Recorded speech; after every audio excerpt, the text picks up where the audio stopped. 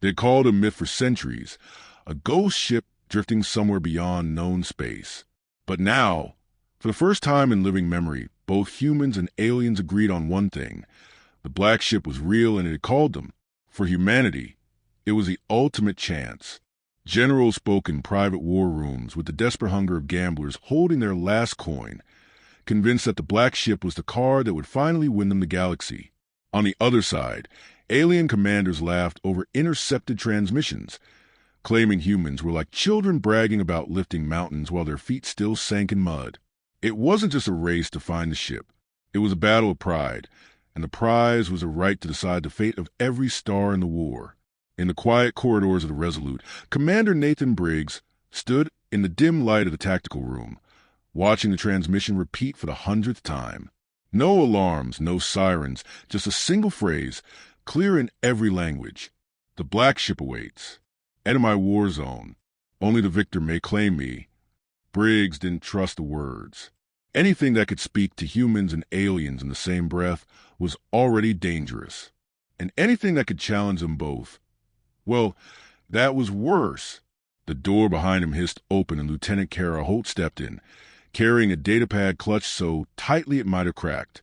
She was breathing fast, like she had run from the bridge. They confirmed it, she said without preamble. The aliens got the same signal, almost at the same time as us. Briggs didn't look away from the display. And High Command? They're saying it's ours to take. They think if we get there first, we can force the war's end. There was an edge to her voice, not excitement, but challenge. Briggs finally turned to face her. You sound like you believe that. I do, she said flatly. We've been fighting them for 12 years, sir. If we don't believe we can win this, then what's the point of any of it? From the far corner, Chief Engineer Marcus Mack, Doyle leaned against the bulkhead with a mug of coffee. You two ever think maybe this is exactly what it looks like? A big shiny piece of bait, dangling right in the middle of nowhere, waiting for the first idiot fish to bite. Holt shot him a glare. You're saying we shouldn't even try? I'm saying if you're going to walk into a trap, at least bring the kind of stick that can break the trap. He took a sip, grimace, and added, and right now, all I've got is a wrench and a bad attitude. Briggs almost smiled. Mac had a talent for cutting to the fog with humor, but the point was valid. The black ship signal wasn't an invitation, it was a provocation. The kind of thing that could only be sent by something powerful enough to feel untouchable. Briggs glanced back at the holographic display. The coordinates floated like a curse above the ghostly outline of an uncharted system, far beyond any patrol route. Plot the course, he said at last. But no one assumes we're the only ones heading there. We move as if every alien gun in the sector is already aiming for us. Holt's eyes lit with the faintest trace of anticipation, but she kept her voice professional. Yes, sir, Mac muttered. Guess I'll start reinforcing the bulkheads. And maybe the coffee machine, since I know my priorities. The Resolute's engines roared to life, the hum filling the deck like the low growl of a predator ready to pounce. Outside, the black sea of space stretched endlessly ahead. Somewhere in that darkness, the black ship was waiting, not to be found, but to be claimed. And Briggs knew, deep down, that nothing in this war had ever been truly claimed without blood. The black ship's coordinates had reached alien space like a spark landing in dry grass. On the flagship Vorax Fawn, Admiral Rezer stood at the center of the command deck, towering above his officers. The scaled ridges along his skull caught the pale glow of the holomap, and his amber eyes never left the rotating star chart. The message played again, in their own language, smooth and flawless. Asterisk, the black ship awaits. Enter my war zone. Only the victor may claim me. Asterisk, a ripple of unease moved through the room. No one said aloud, but they all knew that voice was not their kind. Not human either. Something else entirely. Rezer, second in command, Kale Ren, leaned forward with both clawed hands on the rail. His voice was low, almost a growl. If the humans got the same signal, they will come. They will. Rezer agreed without looking at him. And they will believe, as they always do, that speed is victory. Kale's lip curled in a sneer. And we will show them they are wrong. The Admiral finally turned. If you truly believe that, you should also believe this. The black ship is not a prize that will be handed to us. It is a test. Something wants to see what we will do to claim it. Kale did not flinch, but his gaze shifted back to the map. A trap? A test, Reza repeated, his tone deliberate. The difference is important. A trap assumes they want us destroyed. A test, he let the thought hang in the air. A test means they want to see what survives. A faint vibration thrummed beneath their feet as the Vorax Fong adjusted its heading. Alien warships were not built for comfort. Every step on the deck was a reminder of the machine's hunger. Outside the armored hull, the stars streaked past as the fleet formed up in precise formations. Reza's mind was already moving several steps ahead. The humans would come in force, perhaps trying to flank. They would bring their best ship, their most skilled crew, but they would also bring desperation. Desperation made soldiers reckless, and reckless soldiers made mistakes. He walked toward the observation window. Beyond it, the dark of space lay heavy and endless. Somewhere out there, the black ship waited like a predator that had already chosen its prey. Kale, Reza said without turning, send word to the outer patrols. No human vessel is to pass into the war zone without being shadowed. If they fire, we fire back. If they run, we follow. Kale's grin was sharp. And if they fight? Reza's eyes narrowed. Then the black ship will not have to test them. We will. The command deck shifted into organized chaos. Officers barking orders in clipped tones. Flight crews prepping strike craft. Reza could feel the pulse of the ship quickening, as if it too hungered for the hunt. But deep in his mind, one thought refused to quiet. Whoever had sent that signal had chosen their words with care. Only the victor may claim me. And Reza knew that in wars like this, victor did not always mean survivor. The first meeting between the two fleets happened without a single shot being fired. From the human side, the HMS Dauntless cut through the black void, its silver hull gleaming faintly in the light of a distant star. Captain Rian Vex stood at the helm, hands clasped behind his back.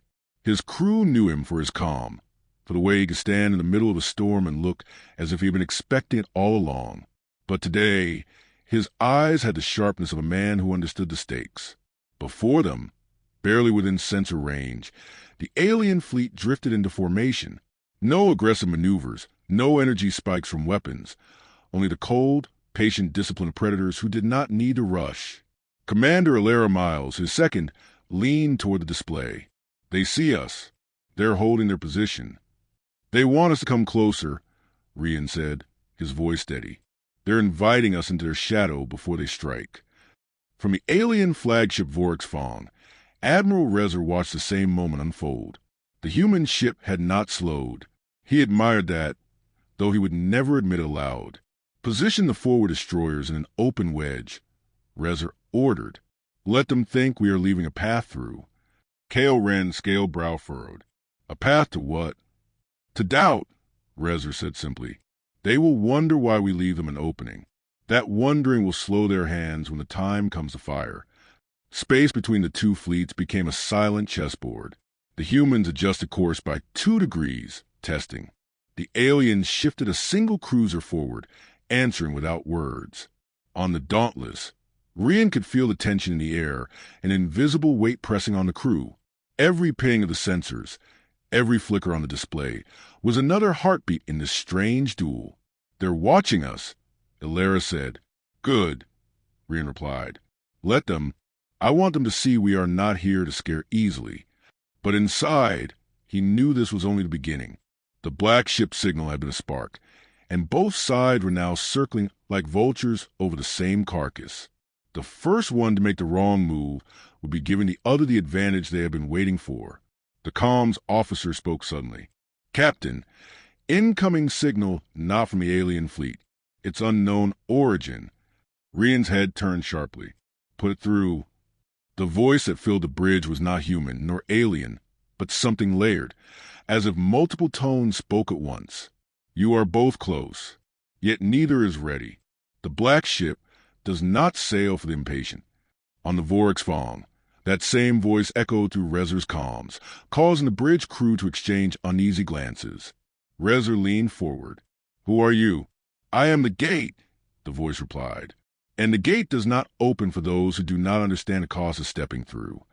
The transmission ended abruptly, leaving the silence heavier than before. Neither captain ordered weapons to be charged. Neither fleet moved forward. In the void between them, the black ship remained unseen, but its presence was already bending the will of everyone who sought it. The room was bathed in the cold blue glow of the tactical table. A shifting hologram of the galaxy spread across its surface. The black ship's last known coordinates pulsed like a heartbeat in the center, and every few seconds, a faint ring of light rippled outward, mocking them with its distance. Captain Arden stood at the head of the table, his arms folded. He did not speak right away, because the weight of the next move was heavier than the silence. When he finally did, his voice cut through the air like a blade. "We have confirmation," he said. "The black ship is no longer just a myth. It sent out a signal 30 hours ago, and both we and the Kuroth received it." Across from him, Juno leaned forward, her brow furrowed. "So it's inviting both sides at the same time? That's suicide. The moment we get there, they'll open fire. Not if the ship controls the rules," Rafe replied, leaning back with his boots up on the edge of the console, ignoring Arden's glare. "The black ship has been silent for centuries. If it's calling us now, it's because it wants something. And if it wants something, it's going to make us play its game first."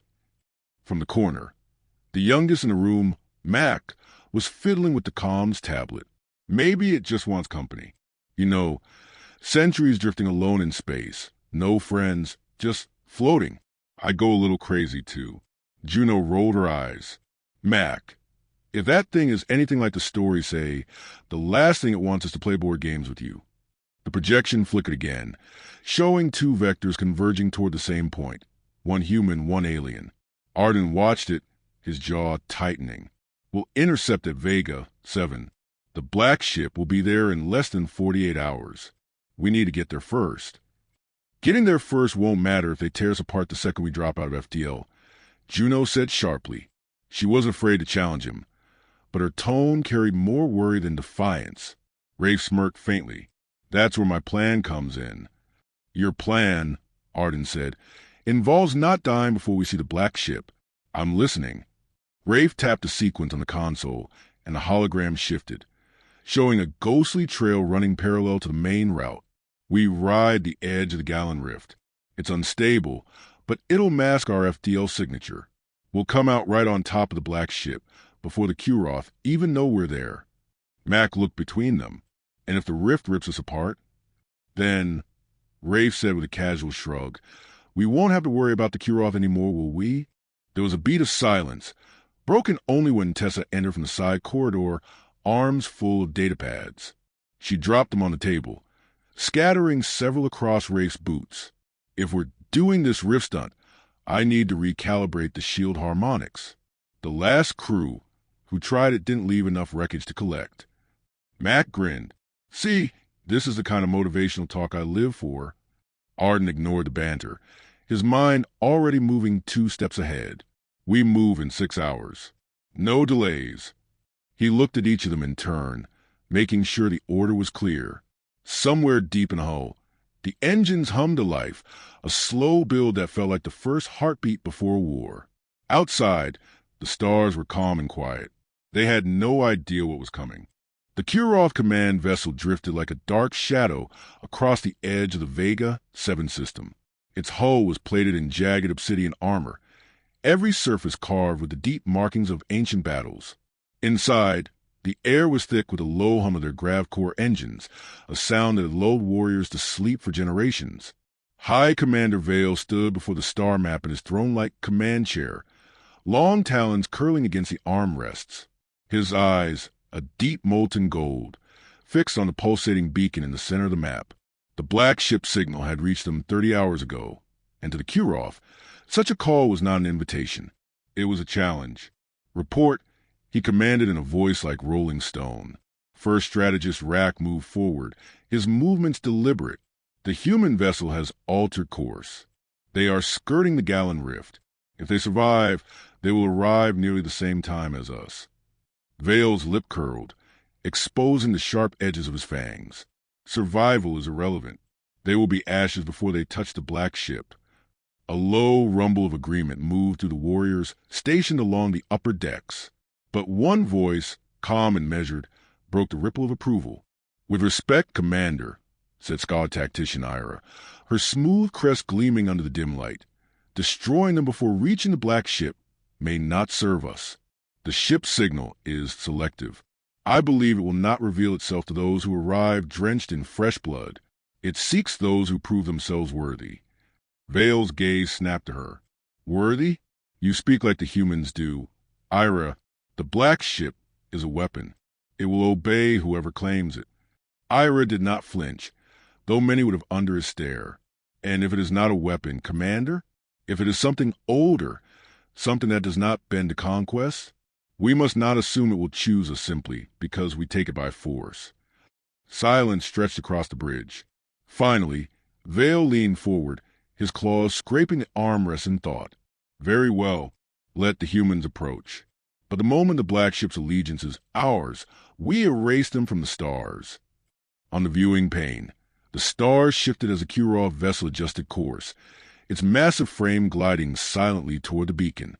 Far ahead, the faint ripple of the Gallon Rift shimmered like a predator's breath, hiding the humans somewhere within its depths. Both ships now raced toward the same unknown, each carrying their own pride, their own fears, and their own silent questions about what awaited them. The black ship's beacon pulsed again, as if it was listening to both and judging them already.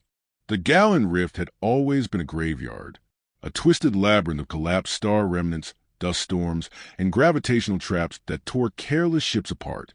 But tonight, its endless shadows felt alive. Every asteroid seemed to drift with purpose, every wisp of cosmic dust twisted like it was hiding a secret. On the Dauntless, Kale stood at the front viewport, his reflection mixing with the swirling debris outside. "Keep the stabilizers at 70%, he ordered, voice calm but carrying an edge that told the crew he was weighing every second.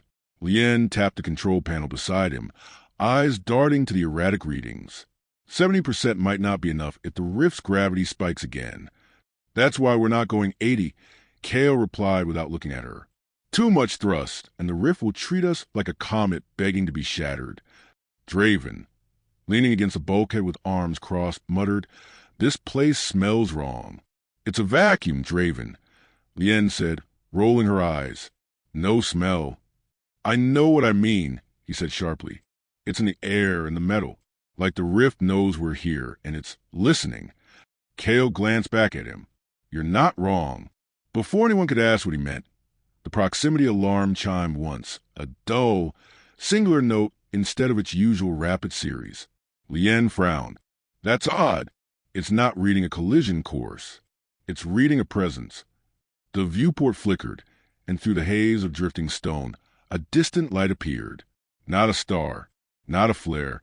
It was black, yet somehow shining, a contradiction that made the eyes ache the longer you stared at it. "The black ship," Kale breathed, the words almost reverent. The crew fell silent. Even Draven stopped leaning and stepped forward.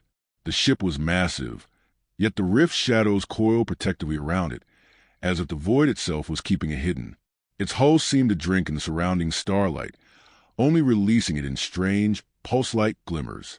And then, far on the other side of the rift, another shape emerged. The Kurov Vanguard. Lien's hands clenched around the console. "They found it too." Kale's voice was low, steady. "Of course they did." For a moment neither ship moved. The humans and Kurov stared across the rift, the black ship caught between them like a silent arbiter. In the alien command chamber, Vale's molten eyes narrowed as he saw the Dauntless. So they survived the rift. Pity. I was looking forward to hearing the sound of their hull tearing apart. Ira's gaze was locked on the black ship. "Commander, it is looking at us." Vale almost laughed. "Ships do not look, scholar." But as the words left him, the black ship's pulsing light shifted, sinking to a slow rhythm. One beat, then two, then three. The pulses grew brighter, more deliberate. On both human and Kurov decks, the crews felt it not as light, but as a sound in their bones. Kale's jaw tightened. "It's calling someone." Vale leaned forward, a cruel smile forming. And we will answer first. Both ships began to move, weaving through the rift's final obstacles, neither willing to yield. The space between them and the black ship shrank, the rift's shadows swirling faster, as though something unseen was preparing for their arrival. And deep inside the black ship, something stirred. The rift storms grew violent as the Dauntless and the Kurov vanguard closed in on the black ship. Rocks the size of city towers spun past like thrown blades, their edges glowing faintly from friction against the charged dust. Gravitational eddies twisted the very fabric of space, making distant stars bend like they were seen through boiling water. Kale gripped the command rail, his knuckles whitening. The black ship's outline was still distant, but was there, a massive silhouette framed in swirling blue lightning. "Stay on vector," he said, his voice carrying a steel edge. "Whatever happens, we don't lose sight of it." Mac muttered from the side. "You know, whatever happens is the kind of thing captains say right before something horrible happens." Kale ignored him, eyes fixed ahead. At the navigation console, Lien was bent forward, her brow furrowed in concentration. "Its signal is changing," she murmured. "The pulse is speeding up, almost like a heartbeat." She hesitated, biting her lip, and there's something else in it. Draven, leaning against the bulkhead, straightened.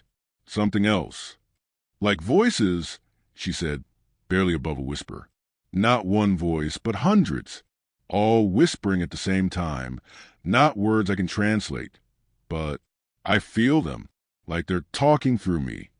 Across the rift, Vale's crew aboard the Kurov Vanguard were experiencing the same thing.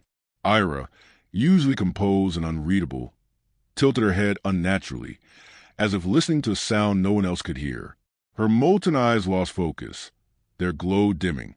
"It knows we are coming," she said in a voice that seemed both hers and not hers at all.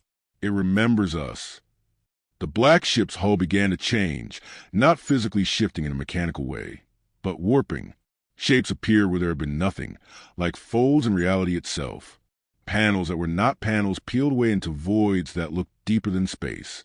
And scattered across its surface, strange lights flickered, not steady or random, but in patterns that felt deliberate, almost like it was speaking.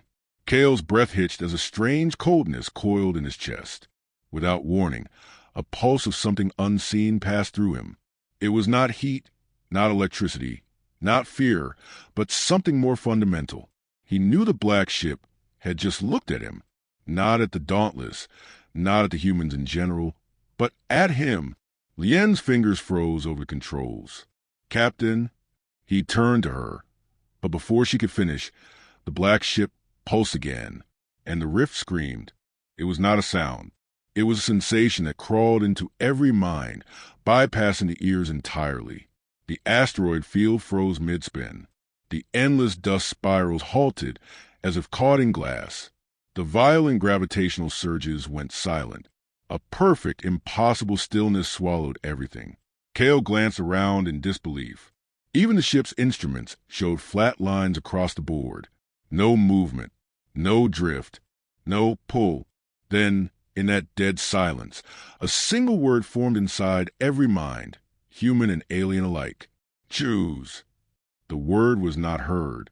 It was felt heavy and cold, like a stone dropped into the deepest part of the soul. Lien's eyes darted to her screen. "Captain, it's transmitting coordinates, but—" She stopped, frowning deeper. "They're not the same for us and for them." Kale's head snapped toward the alien ship on the opposite side of the rift. Through the swirling haze, he saw Vale staring directly at him. No gesture, no words. But Kale understood instantly. The alien had heard the same word. The black ship's light began to fade, sinking into the shadows of the rift as if it were submerging beneath an invisible ocean. Kale clenched his jaw. "Follow it." At the exact same moment, on the Kurov Vanguard, Vale gave the same order in his own harsh, alien tongue. Both ships surged forward. The rift awoke again. Gravity slammed back in without warning. The frozen asteroids exploded into motion, spinning with lethal speed.